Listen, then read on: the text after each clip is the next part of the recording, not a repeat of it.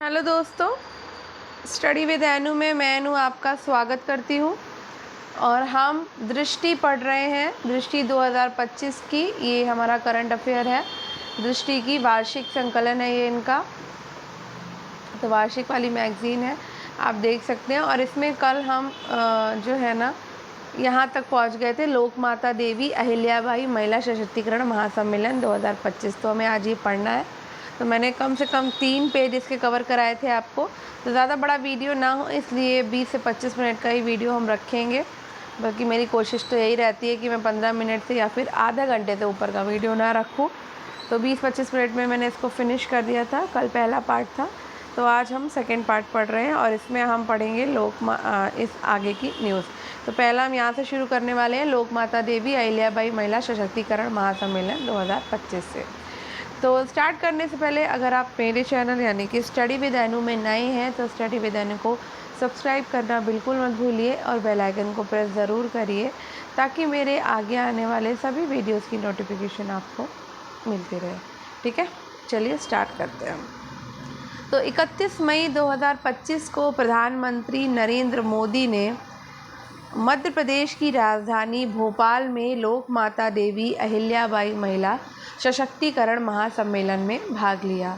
ये आयोजन मालवा की प्रसिद्ध महारानी देवी अहिल्याबाई होलकर की 300वीं यानी 300 जयंती के उपलक्ष्य में आयोजित किया गया था। ठीक है, अब इसमें याद रखने योग्य बात क्या है, स्मरणीय तथ्य है इसके।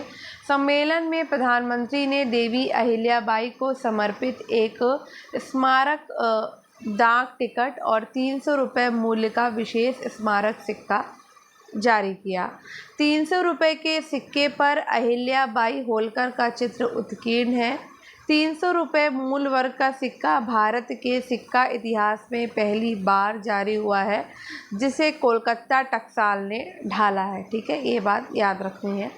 प्रधानमंत्री ने राष्ट्रीय देवी अहिल्याबाई पुरस्कार भी प्रदान किया है। ठीक है, एक सेकेंड। ठीक है, ये पुरस्कार उन्होंने राष्ट्रीय देवी अहिल्याबाई पुरस्कार प्रदान किया।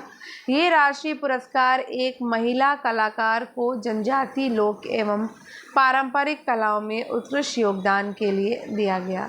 ये पुरस्कार बस्तर की जनजातीय महिला कलाकार डॉक्टर जयमती कश्यप को मिला है।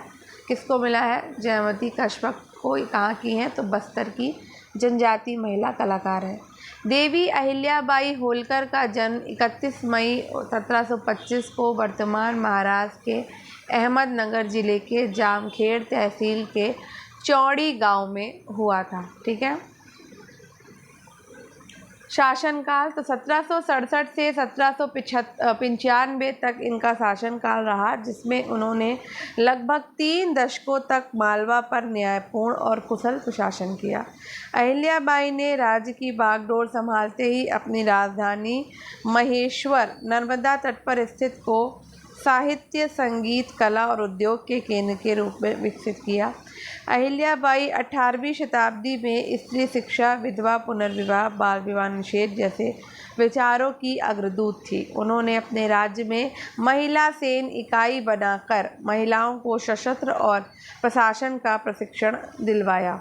इतिहास में उन्हें उस शासिका के रूप में याद किया जाता है जिसमें लड़कियों की शादी की न्यूनतम आयु बढ़ाने, महिलाओं को पैतृक संपत्ति में अधिकार दिलाने और विधवा विवाह का समर्थन करने जैसे कदम उठाए।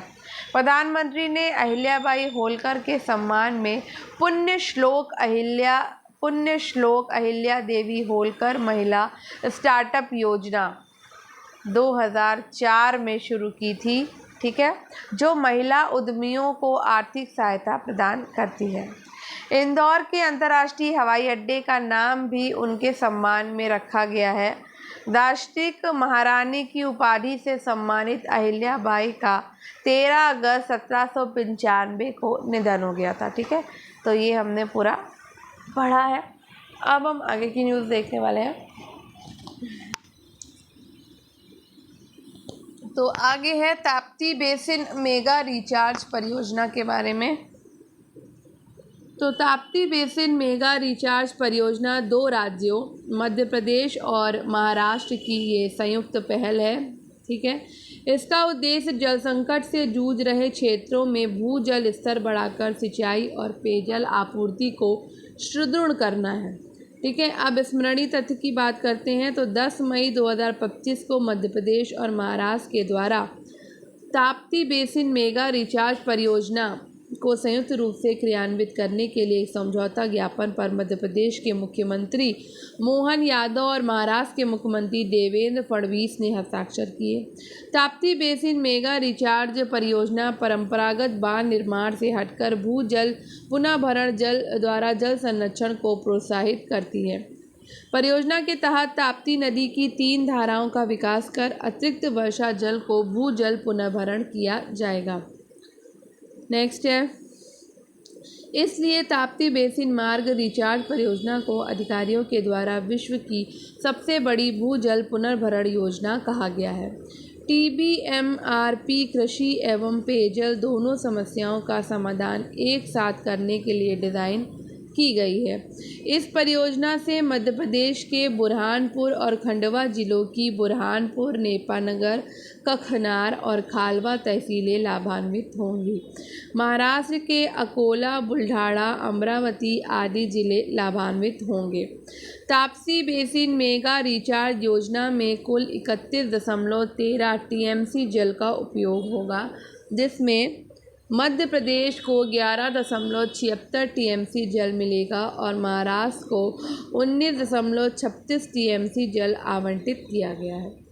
परियोजना में एक निम्न बांध लो डायवर्जन वियर बनाया जाएगा जो खरिया घुटी घाट जिला खंडवा मध्य प्रदेश एवं अमरावती महाराष्ट्र की सीमा पर स्थित है। भारत सरकार इसकी लागत का 90% वहन करेगी, जबकि शेष 10% वित्तीय भार मध्य प्रदेश तथा महाराष्ट्र सरकार मिलकर उठाएगी।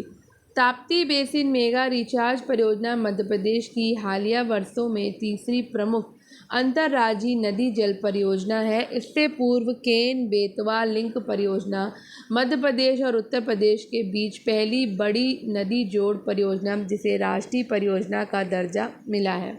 पार्वती काली सिंध चंबल लिंक परियोजना मध्य प्रदेश और राजस्थान के बीच है, जिसे संशोधित कर पूर्वी राजस्थान नहर परियोजना के साथ जोड़ा गया। तापी मध्य भारत की एक प्रमुख पश्चिम वाहिनी नदी है। ये मध्य प्रदेश के बैतूल जिले के मुल्ताई क्षेत्र में सतपुड़ा पर्वत से निकलकर लगभग 724 किलोमीटर दूरी तक बहती है। नर्मदा के बाद ताप्ती भारत की दूसरी सबसे लंबी पश्चिम की ओर बहने वाली नदी है, जो गुजरात में खंभात की खाड़ी अरब सागर में मिलती हैं और इसकी प्रमुख सहायक नदियां हैं पूर्णा, गिरना, पंजरा, अनेर आदि।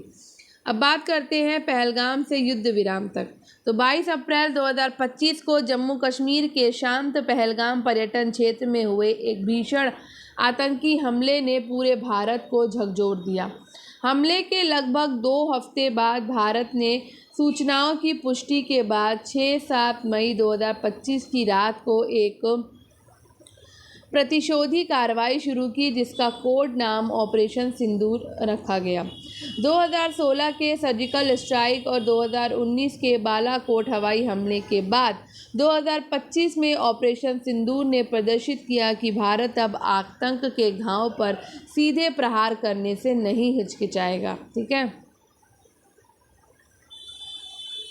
पहलगाम घटना के लिए याद करने वाली बातें क्या है? स्मरणीय तथ्य हैं कि 22 अप्रैल 2025 को लगभग दोपहर 2:45 पर दक्षिण कश्मीर स्थित अनंतनाग जिले के पहलगाम से लगभग 7 किलोमीटर दूर बैसरन घाटी के मैदान में स्वचालित हथियारों से लैस आतंकियों के एक समूह ने छुट्टियां मना रहे पर्यटकों पर अचानक अंधाधुंध गोलाबारी की। हमलावरों ने गोली मारने से पहले पर्यटकों से उनकी धार्मिक पहचान की भी पूछताछ की। इस हमले में कुल 26 लोगों की मृत्यु हुई, जिसमें 25 भारतीय पर्यटक और एक नेपाली नागरिक शामिल थे। हमले की जिम्मेदारी एक नए संगठन द रेजिस्टेंस फ्रंट TRF ने ली है, जिसे पाकिस्तानी लश्कर-ए-तैयबा का मुखौटा माना जाता है। भारतीय सुरक्षा एजेंसियों ने हमले में शामिल 4 आतंकवादियों की पहचान करी। अली भाई उर्फ तलहा जो कि पाकिस्तानी नागरिक हैं, आसिफ मौजी पाकिस्तानी नागरिक, आदिल हुसैन ठोकर अनंतनाग निवासी और अहसान पुलवामा निवासी। ठीक है। पहलगाम हमले को भारत ने अपनी संप्रभुता पर सीधा हमला माना और 23 अप्रैल को उच्च स्तरीय बैठक में कई सख्त फैसले लिए। सुरक्षा मामलों की कैबिनेट समिति CCS ने 23 अप्रैल 2025 को 1960 की सिंधु जल संधि स्थगित करने का औपचारिक निर्णय लिया। साथ ही एकीकृत चेकपोस्ट अटारी वाघा सीमा द्वार को तत्काल प्रभाव से बंद करने का निर्णय लिया। शार्क वीज़ा छूट योजना SVES वीज़ा के तहत पाकिस्तानी नागरिकों की भारत यात्रा को प्रतिबंधित किया गया। प्रधानमंत्री नरेंद्र मोदी ने 29 अप्रैल को तीनों सेनाओं प्रमुखों और राष्ट्रीय सुरक्षा सलाहकार के साथ बैठक में सशस्त्र बलों को पूरी छूट दे दी कि वे हमले के दोषियों को दंडित करने हेतु उपयुक्त समय और स्थान चुनकर कार्रवाई करें। थल सेना, वायुसेना और खुफिया एजेंसियों के साथ समन्वय बैठक हुई जिनमें सीमा पार जवाबी कार्रवाई की योजना को अंतिम रूप दिया गया। इन बैठकों की परिणति ऑपरेशन सिंदूर के रूप में हुई। अब बात करते हैं ऑपरेशन सिंदूर की। ऑपरेशन सिंदूर 26 अप्रैल 2025 के पहलगाम हमले के जवाब में भारतीय सुरक्षा बलों ने 6 से 7 मई 2025 की रात को ऑपरेशन सिंदूर शुरू किया। अभियान के तहत 9 लक्ष्य स्थलों पर एक साथ प्रहार किए गए। इनमें से 5 आतंकी ठिकाने पाकिस्तानी अधिकृत कश्मीर POK में थे, जबकि 4 लक्ष्य पाकिस्तान के अंदर पंजाब प्रांत में चिन्हित थे। बहावलपुर, मुरीद के, शाकरगढ़ और सियालकोट के निकट।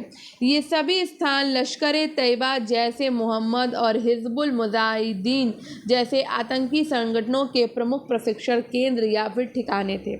भारतीय विदेश सचिव विक्रम मिस्त्री ने स्पष्ट किया कि स्मृति आक्रमण का लक्ष्य आतंकवादी ठिकानों को ध्वस्त करके भविष्य के हमलों को रोकना था, न कि युद्ध को भड़काना। उधर पाकिस्तान द्वारा प्रतिक्रिया में भेजे गए ड्रोन और सशस्त्र UAV को मार गिराने के लिए भारत ने अपनी बहुस्तरीय वायु रक्षा प्रणाली सक्रिय की।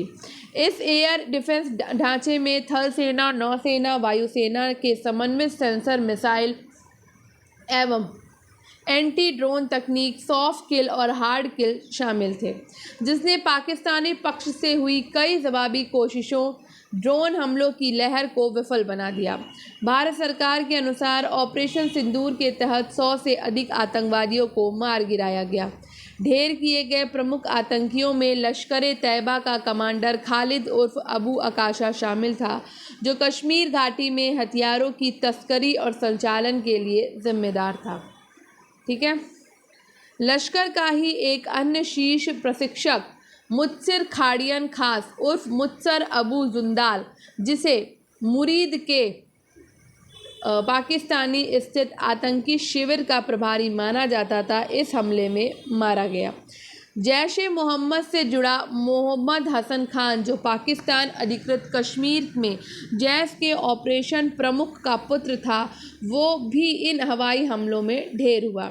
इसके अलावा भारत द्वारा जारी विवरण के मुताबिक 1999 के IC 814 विमान अपहरण और 2019 पुलवामा हमले के साजिशकर्ताओं में रहे यूसुफ अजहर, अब्दुल मलिक रऊफ और मुदासिर अहमद भी 7 मई की कार्रवाइयों में मार दिए गए। 7 मई को ही पाकिस्तान ने बनियान अल मरसूस नाम से जवाबी ऑपरेशन चलाने का दावा किया, जिसके तहत सीमावर्ती भारतीय सैन्य ठिकानों को ड्रोन और मिसाइलों से निशाना बनाने की कोशिश हुई। इस दौरान देश के कई सैनिक और जवान शहीद हो गए। कुल 9 शहीद सिकंदर राउत, शहीद राम बाबू, शहीद दीपक चिंगखम, शहीद सुरेंद्र सिंह मोगा, शहीद मोहम्मद इम्तियाज़, शहीद पवन कुमार, शहीद सुनील कुमार, शहीद मुरली नायक, शहीद दिनेश कुमार शर्मा, युद्ध विराम की प्रक्रिया और शर्तें। सीमा पर बढ़ते हताहतों और दोनों परमाणु संपन्न देशों में युद्ध जैसे हालात ने वैश्विक शक्तियों को चिंतित कर दिया। 10 मई 2025 को पाकिस्तानी सेना के director general of military operations DGMO major general Kashif Abdullah ने भारतीय DGMO lieutenant general Rajiv Ghai को आपात हॉटलाइन कॉल करके युद्ध विराम सीज फायर का प्रस्ताव रखा। इस बातचीत में पाक अधिकारी ने बताया कि अमेरिका के विदेश मंत्री मार्को रूबियो ने पाकिस्तान सेना प्रमुख से बात कर तनाव घटाने को कहा है, अर्थात पाकिस्तान उच्च स्तर पर संघर्ष विराम के लिए तैयार था।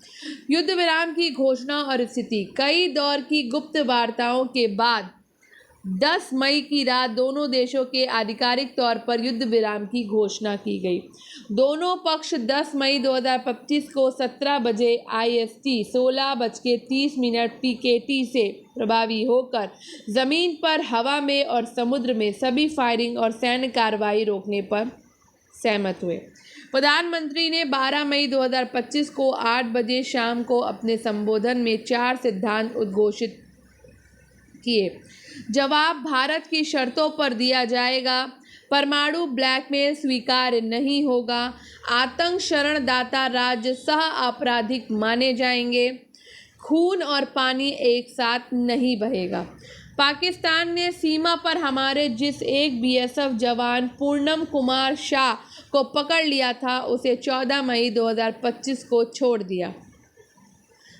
17 मई 2025 को केंद्र सरकार ने ऑपरेशन हिंदू और भारत की सीमा पार आतंकवाद के खिलाफ जारी लड़ाई के संदर्भ में 7 सर्वदलीय प्रतिनिधि मंडल का गठन किया। 59 संसद सदस्यों वाले 7 समूह कुल 32 देशों, संयुक्त राष्ट्र सुरक्षा परिषद के सदस्यों सहित प्रमुख साझेदार देश का दौरा करेंगे।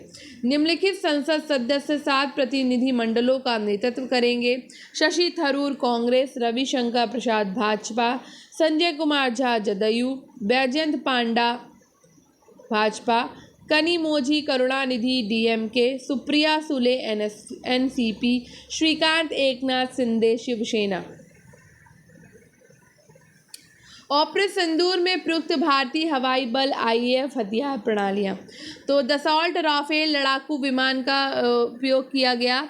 प्रमुख विशेषता है spectra electronic warfare system, active electronic स्कैड array AESA radar, scalp storm shadow cruise missile. उत्पत्ति है यूरोपीय। Highly agile modular munition extent range. उत्पत्ति कहाँ की है? फ्रांस की है। ब्रह्मोस क्रूज मिसाइल भारत रूस संयुक्त उद्यम ब्रह्मोस एरोस्पेस। भारतीय सेना हथियार प्रणालियाँ तो स्काई स्ट्राइकर लोइटरिंग म्यूनिशंस। उत्पत्ति है भारत इजराइल एल्बिट सिस्टम अल्का design. IAI Harop loitering munitions Israel Bharat में निर्मित घटकों के साथ इसकी उत्पत्ति। भारतीय वायु रक्षा प्रणालियाँ पाकिस्तानी प्रतिशोध से बचाव के लिए S-400 ट्रायम्फ सुदर्शन चक्र। उत्पत्ति रूस भारतीय सेना के लिए अनुकूलित Akash surface to air missile system. उत्पत्ति भारत DRDO। ठीक है, तो ये हमारी पूरी न्यूज़ थी। अब हम उत्तर प्रदेश में सेमीकंडक्टर यूनिट की स्थापना को पढ़ेंगे। इसको अब हम अगले पार्ट में पढ़ेंगे, क्योंकि थोड़ा सा मैं छोटा ही रखना चाहती थी, क्योंकि ये जो अभी हमने ऑपरेशन सिंदूर पढ़ा ना, इसमें काफ़ी चीज़ें जो हैं वो याद रखने योग्य चीज़ें हैं, तो उसको आप 1-2 बार देख लीजिएगा तो लर्न हो जाएगा। और इसके एग्ज़ाम में आने के चांसेस बहुत ज़्यादा हैं, चाहे आप पेट का एग्ज़ाम दें, UPPCS का एग्ज़ाम दें, या फिर आने वाली जो वैकेंसीज़ हैं उसमें भी आपके करंट के क्वेश्चंस आएंगे। जो अभी LT ग्रेड का भी आज न्यूज़ आ चुकी है, तो वो भी होने वाला है, तो उसकी क्लासेस भी मैं बहुत जल्दी आपको प्रोवाइड कराने वाली हूँ।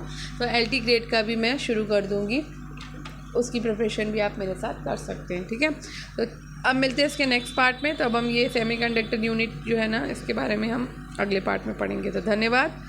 आई होप आपको ये वीडियो पसंद आया होगा, यूज़फुल रहा हो तो शेयर ज़रूर करिएगा, कमेंट करिएगा और स्टडी विद अनु के साथ कनेक्टेड रहिए। धन्यवाद। आपका दिन शुभ हो, पढ़ते रहिए, सफलता ज़रूर मिलेगी।